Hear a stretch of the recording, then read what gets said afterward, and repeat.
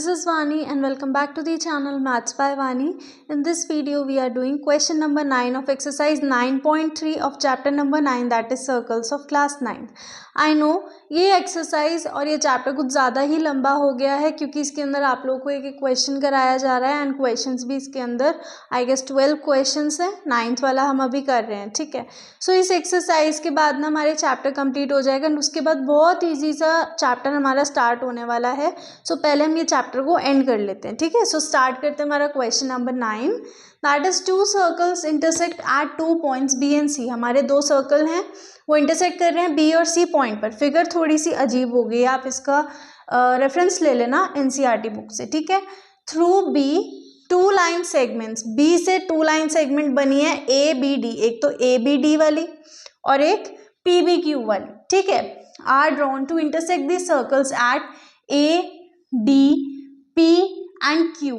Now we have to prove that angle ACP is equals to angle QCD. Basically ये वाला angle इस angle के equal है.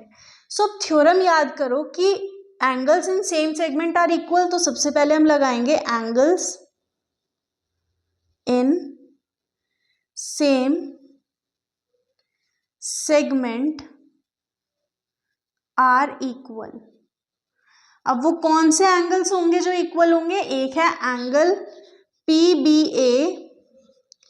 भाई एक angle P B A is equals to angle A C P. इसको हम ले लेते हैं equation number 1.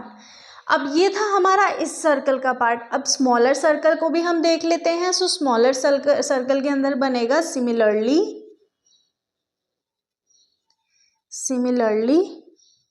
Angle D B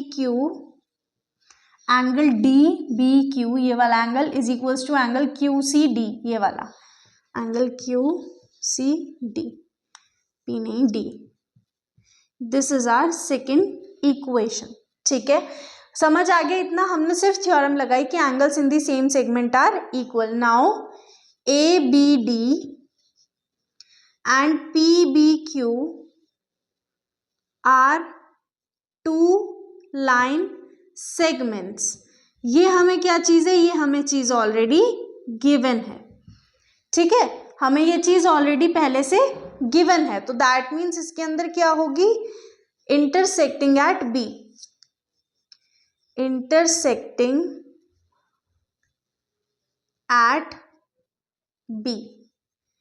पूरा लिखना है. आप इसको ब्रैकेट में ये भी लिख सकते हो कि ये हमें ऑलरेडी गिवन है. ठीक है, हमने थ्योरम लगाई, फिर इसके बाद जो चीज गिवन थी हमने वो लिख दी. Now so therefore angle P B A equals to angle D B Q. इसको ले लेते हैं third. Angle P B A is equals to angle D B Q. ठीक है, यानी कि वर्टिकली ऑपोजिट एंगल आप इसको बोल सकते हो. यहां पर लिख देंगे हम वर्टिकली ऑपोजिट एंगल्स. ठीक है, अब इससे हमें क्या मिला? From equation number 1, 2 and 3 we gate.